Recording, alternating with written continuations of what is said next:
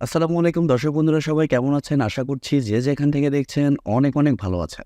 দর্শক বন্ধুরা, finally Indian মার্কেটে Realme Narzo 60 সিরিজ লঞ্চ হয়েছে। আর এই সিরিজের Realme দুইটি ফোন লঞ্চ করেছে, Realme Narzo 60 এবং Realme Narzo 60 Pro। আর আজকের এই ভিডিওতে আমরা Realme Narzo 60 Pro এই ফোনটি নিয়ে বিস্তারিত আলোচনা করব। ফোনটির বেস ভ্যারিয়েন্টের প্রাইস রাখা হয়েছে 24,000 রুপি, তবে বিভিন্ন ডিসকাউন্টের মাধ্যমে ফোনটির প্রাইস আরও একটু কমে পাওয়া যাবে। ফোনটির হাইলাইটেড বিষয় হচ্ছে ফোনে থাকছে Mediatek Dimensity 7050 চিপসেট, পাশাপাশি থাকছে 100 মেগাপিক্সেলের ক্যামেরা এবং অ্যামোলেডের একটি ডিসপ্লে। সো সবকিছু মিলিয়ে এই ফোনটি আসলে কেমন হবে, আর ফোনটি যেহেতু ইন্ডিয়ান মার্কেটে লঞ্চ হয়েছে সেহেতু এই ফোনটি আমরা বাংলাদেশের মার্কেটে কবে পাবো, আর এর প্রাইসই বা কেমন হতে পারে, এই সবগুলো বিষয় নিয়ে আলোচনা করব আজকের এই ভিডিওতে। প্রথমে যদি এই ফোনটির ডিজাইন এবং বিল্ড কোয়ালিটি নিয়ে কথা বলি, তাহলে এই ফোনটির ডিজাইন অনেকটা Realme 11 সিরিজের মতো। ফোনটির থিকনেস করা হয়েছে 8.2 মিলিমিটার এবং ওজন করা হয়েছে 185 গ্রাম। আর ফোনটির ব্যাক সাইডে থাকছে লেদার, তবে আরেকটি ব্যাক সাইডে থাকছে প্লাস্টিক। তবে দুইটি ভ্যারিয়েন্টের ফ্রেমে থাকছে প্লাস্টিক। এই ফোনে আপনারা শুধুমাত্র দুইটি সিম কার্ডই ব্যবহার করতে পারছেন, এক্সটার্নাল কোনো মেমোরি কার্ড ব্যবহার করতে পারছেন না। আর 3.5 মিলিমিটার হেডফোন জ্যাক ওই ফোনটিতে থাকছে না। ফোনটির সামনের দিকে আপনারা পেয়ে যাচ্ছেন একটি ফুল ভিউ ডিসপ্লে, যার উপরের অংশে মাঝ বরাবর পাঞ্চমের মাধ্যমে বসানো থাকছে সেলফি ক্যামেরাটি। আর এই ডিসপ্লেটি হচ্ছে কার্ভ ডিসপ্লে। আর মজার ব্যাপার হচ্ছে এই ফোনে থাকছে ইন ডিসপ্লে ফিঙ্গারপ্রিন্ট সেন্সর, যার যথেষ্ট ফাস্ট এবং অ্যাকুরেট। ফোনটি মার্কেটে দুইটি কালার ভেরিয়েন্টে পাওয়া যাবে, একটি হচ্ছে অরেঞ্জ এবং আরেকটি হচ্ছে ব্ল্যাক। সো ওভারঅল এই ফোনটির ডিজাইন ল্যাঙ্গুয়েজ আপনাদের কাছে কেমন লেগেছে কমেন্ট করে আপনাদের মূল্যবান মতামত অবশ্যই জানাবেন। ডিসপ্লে নিয়ে কথা বলতে গেলে এই ফোনে থাকছে 6.7 ইঞ্চির একটি অ্যামোলেড প্যানেল, যা ফুল এইচডি প্লাসের একটি ডিসপ্লে এবং আরও থাকছে 394 পিপিআই ডেন্সিটি। পাশাপাশি থাকছে 1 বিলিয়ন কালার্স এবং HDR10+ সাপোর্ট। এই ডিসপ্লেতে ব্যবহার করা হয়েছে 120 হার্টসের রিফ্রেশ এবং আরও থাকছে 950 নিটস পিক ব্রাইটনেস। এর কারণে ডে লাইট কন্ডিশনের ডিসপ্লেতে ব্রাইটনেসের ঘাটতি ফিল করবে না, ডিসপ্লেটা যথেষ্ট ব্রাইট হবে। আর স্বাভাবিকভাবে অ্যামোলেড প্যানেল হওয়ার কারণে ডিসপ্লের কালার কোয়ালিটিও খুবই ভালো হবে। পাশাপাশি ডিসপ্লের টাচ রেসপন্সও যথেষ্ট ভালো হবে। ফোনটির সফটওয়্যার এবং পারফরমেন্স নিয়ে কথা বলতে গেলেই ফোনে থাকছে Android 13, যার ব্যাকএন্ডে থাকছে Realme UI 4.0। আর প্রথমে বলেছি ফোনটিতে চিপসেট হিসেবে থাকছে Mediatek Dimensity 7050 চিপসেট, যা একটি 5G চিপসেট।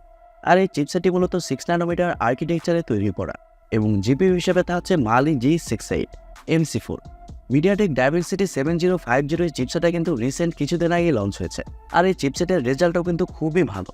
পাশাপাশি Mali G68 জিপিইউ থাকার কারণে যে কোনো হাই লেভেলের গেমস মিডিয়াম সেটিংসে আপনারা ইজিলি প্লে করতে পারবেন।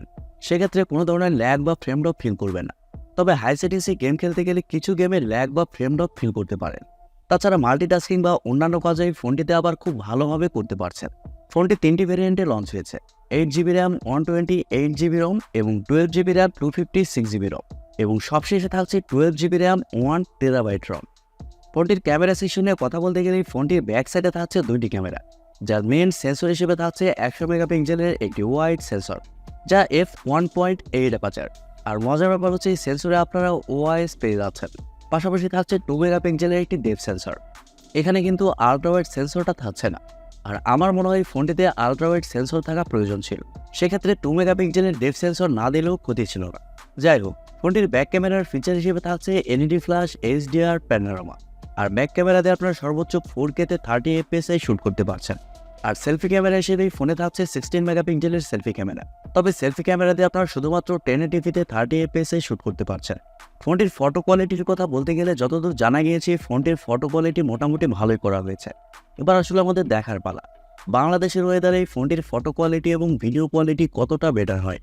ফোনটির আরেকটি ভালো ব্যাপার হচ্ছে ফোনে থাকছে স্টেরিও স্পিকার্স। এর কারণে ফোনটির অডিও কোয়ালিটিও খুবই ভালো হবে এবং আরও থাকছে ওয়াইফাই, ব্লুটুথ, জিপিএস এর মতো আরও অনেক ফিচার।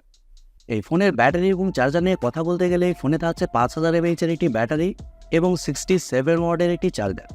আর প্রথমে বলেছি ফোনটির চিপসেট কিন্তু যথেষ্ট পাওয়ার এফিশিয়েন্ট। এর কারণে এই ফোনটিতে ব্যাটারি ব্যাকআপও খুবই ভালো পাবে।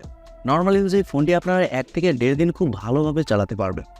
এবারে কথা হচ্ছে বাংলাদেশের মার্কেটে এই ফোনটি আমরা কবে পাবো। দর্শক বন্ধুরা, আপনাদের মধ্যে অনেকে জানেন Realme Narzo সিরিজের ফোনগুলো কিন্তু বাংলাদেশের মার্কেটেও অনেক পপুলার হয়। সো আমরা আশা করছি Realme Narzo সিরিজের ফোনগুলো বাংলাদেশের মার্কেটে খুবই তাড়াতাড়ি চলে আসবে। আগামী 1 মাসের মধ্যেই ফোনটি আপনারা বাংলাদেশের মার্কেটে দেখতে পাবেন। তবে এটা অফিসিয়ালি হতে পারে, আবার আনঅফিসিয়ালি হতে পারে। আর দেশের বাজারে এই ফোনটির প্রাইস হতে পারে 28 থেকে 30 হাজার টাকা। তবে আনঅফিসিয়ালি আসলে দেশের বাজারে প্রথম অবস্থায় ফোনটির প্রাইস একটু বেশি থাকবে। আর রিয়েলমি ফোনটিতে কিন্তু ভালো কিছু প্রোভাইড করার চেষ্টা করেছে, যেমন ডিজাইন, ডিসপ্লে, চিপসেট সবকিছু কিন্তু খুবই ভালো দেওয়া হয়েছে। তবে ক্যামেরাতে একটি আলট্রাওয়াইড সেন্সর থাকলে একটু বেটার হতো।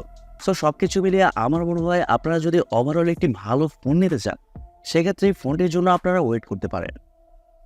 প্রিয় দর্শক বন্ধুরা, এই ছিল আজকের ভিডিওটি আপনাদের কাছে কেমন লেগেছে কমেন্ট করে অবশ্যই জানাবেন।